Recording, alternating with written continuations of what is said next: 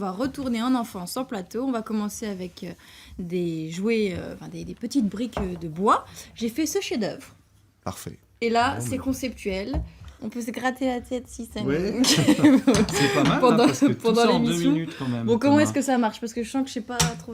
Voilà, trop le principe, c'est vraiment d'avoir des engrenages, des bûchettes en bois, et d'en cliquer les bûchettes dans Oui, l'engrenage. on clique bien, parce que moi au début, j'avais pas trop compris. Je voulais faire rentrer comme Voilà. ça, Mais, et ça mais marchait avec mon pas. conseil, On il n'y a va pas de problème. Ça d'un y va. bon coup sec. Pas d'un coup sec, tranquillement, mais il faut une certaine dextérité dans le geste quand même pour arriver à... Voilà. Et oui, Et parce par contre, vous vous êtes fait malin à concevoir vos petits jouets. C'est-à-dire que je ne fais pas que des jouets, je fais aussi des maisons en bois et voilà. des fois, grandes maisons, des vraies maisons. Des vraies maisons en bois, oui. On est une coopérative d'artisans à Saint-Pierre-en-Auge où on fabrique aussi des maisons en bois clés en main. Alors, Voilà. vous fabriquez des maisons en bois et accessoirement, vous êtes mis à fabriquer ces objets qui s'appellent trucs en bois. Trucs en bois. Vous êtes allé chercher très loin le nom du jeu. Hein. Trucs en bois. On a fait des brainstorming à n'en plus finir.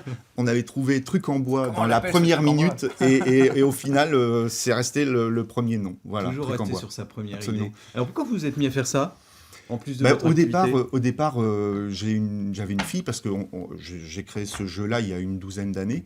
Donc ma fille était plus petite et avait vraiment le goût des jeux en bois. Donc dans mon atelier, je m'amusais à lui fabriquer des petites choses comme ça, des bûchettes. Et puis un matin, en buvant le café avec mes collègues, il s'est avéré que on avait fait un usinage qui ressemblait un petit peu à une pièce comme ça, à cet engrenage ou un carré, je ne sais plus exactement. Et à force de réflexion, on a fini par se dire, mais tiens, ça peut peut-être effectivement faire quelque chose et servir à un jeu de construction, qui est aujourd'hui truc en bois. Alors, est-ce qu'il y a des modèles à suivre? Parce que là, on a un peu laissé parler notre imagination. Mais est-ce qu'il y a des modèles à suivre, des schémas pour faire des Alors, trucs précis? Dans toutes nos boîtes, on fournit un feuillet comme celui-ci. J'ai bien compris que Laurent non, moi, j'aime refusait beaucoup. mon œuvre. J'aime beaucoup. Je pense qu'il est jaloux, Malika. Oui. Ouais, je vais essayer Ouais. de faire mieux, tiens. allez. Voilà.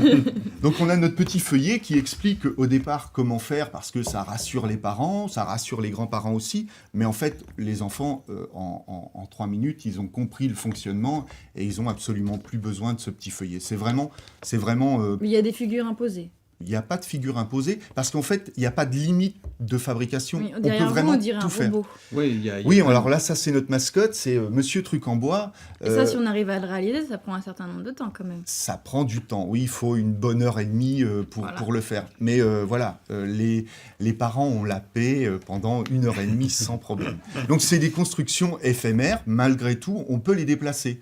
Il y a toujours la possibilité. Puis si on veut vraiment conserver la construction, il y a une petite pointe de colle à mettre qui n'est pas fournie dans les boîtes. Ah oui, ça, par exemple, le train, là, celui-là, il a été collé, je crois. Hein. Oui, parce que oui. en fait, on se déplace très souvent sur des salons, des salons Des bio. foires, des choses comme ça. Voilà, exactement. Et pour éviter d'avoir 2 heures de construction à chaque salon, on est obligé de coller. Mais toutes nos constructions tiennent à l'origine sans colle. Oui, c'est ça, c'est juste... Là, ça tient sans colle quand même. Ça bouge pas. Alors là, je ne vais pas vous dire que vous allez le déplacer ou le prendre comme ça, mais ça peut. Mais quand ça reste sur une table, ça ne bouge pas ou par terre, parce que les enfants aiment bien construire par terre.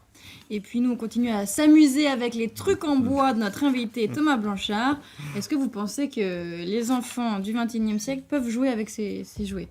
En tout cas, les adultes, visiblement. Oui, nous, ça nous si on intéresse, regarde mais votre voisin, est-ce que tout les va gamins, bien. aujourd'hui, qui ont des écrans partout, etc., est-ce que ça les amuse encore, les jouets en bois? C'est un vrai défi, en fait. C'est un vrai défi pour nous, c'est d'arriver à les intéresser avec ces jeux qui vont pouvoir leur ouvrir toutes les possibilités de construction en 3D et d'imagination.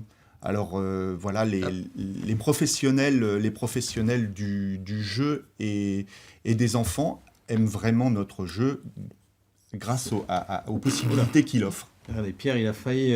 c'est bien, Pierre, mais Mais peut-être qu'il y a un c'est problème hyper bien d'équilibre. parce que c'est très accessible et en même temps. Ça va finir dans les Laissez-moi pois parler, chiches. s'il vous plaît. Ça va finir dans les pois chiches. Ça va finir dans les pois chiches.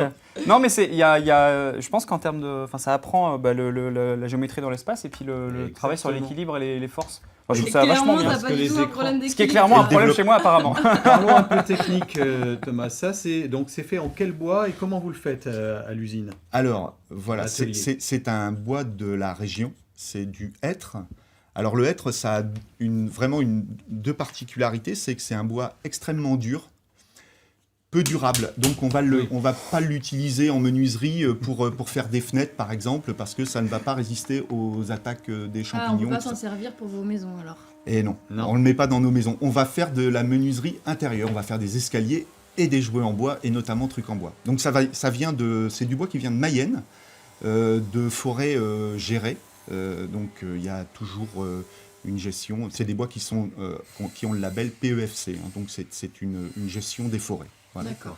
Et c'est extrêmement dur, donc ça veut dire que ça va résister dans le temps quand même. Ah oui, alors dans le temps, à l'intérieur des maisons, il n'y a aucun problème. Mécaniquement, c'est un bois extrêmement résistant. De l'ordre, c'est la même chose que du chêne sur le plan mécanique. Et c'est fait sur les mêmes machines dans votre atelier que sur les machines qui font les maisons. Voilà, au départ, c'est vraiment ce qui m'a moi motivé à continuer et à développer ce jeu, c'est-à-dire qu'on avait les machines dans notre atelier. Il s'agissait juste d'adapter un petit peu l'outil, mais on fabrique ça sur des machines conventionnelles à l'intérieur de notre atelier. Vous en faites combien par an des boîtes ? C'est variable, mais je dirais qu'on sort à peu près, on fabrique aux alentours de 1000 boîtes par an. 1000 boîtes par an, oui, ça reste artisanal, on va dire. Absolument, c'est un jeu artisanal. Combien ça coûte ? Alors, on a décliné 4 boîtes qui se veulent complémentaires. En fait, voilà, il faut une boîte de base. C'est celle-là, la boîte de base ? Absolument. Voilà. Qui, elle, est à 54 €. Qui pèse déjà 5 kilos. Hein. Un peu moins. Un peu moins 4 kilos, ça 4 commence kilos 6. Dans les 50 € la boîte de base. Absolument. Mais on peut quand même faire des figures avec Absolument, la boîte de base. Oui, c'est ce qu'on est en train de faire. Non, parce que tout est complémentaire. Oui, c'est-à-dire que par exemple, pour faire le château fort, il nous faudra la boîte après, parce qu'on a ce qu'on appelle des pièces qui sont les maxi-engrenages que vous n'aurez pas dans la première boîte. Les maxi-engrenages, c'est celui qu'on a là, exactement. La base de la construction, qui sont beaucoup plus lourds. Hein. Et donc après, si on veut se procurer la boîte complémentaire... Alors, la boîte complémentaire va être à 59 €, je crois, ou 54 €. 54 €. Oui.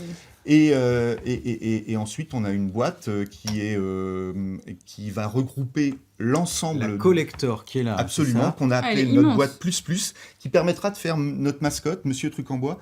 Il y a largement... Il faut avoir de la place quand même. Exactement, mais il y a suffisamment de pièces pour il faire faut des bras parce qu'elle pèse son poids aussi. Aussi, elle fait 21 kilos. Ah oui, elle est très adaptée, elle coûte 189 €. Elle est très adaptée, je dirais, pour les institutions, parce qu'en fait, on est présent aussi beaucoup dans les écoles maternelles, pour les temps périscolaires, tout ce... Alors moi, je précise que vous n'êtes pas dans les supermarchés, on ne va pas vous trouver dans les grandes surfaces. Il faut aller, soit il faut aller à Saint-Pierre-en-Auge, directement chez Thomas, dans l'usine, ou alors on va sur le site internet trucenbois.com. Voilà, c'est tout simple.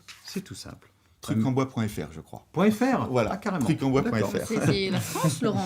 Oui, c'est institutionnel. Voilà.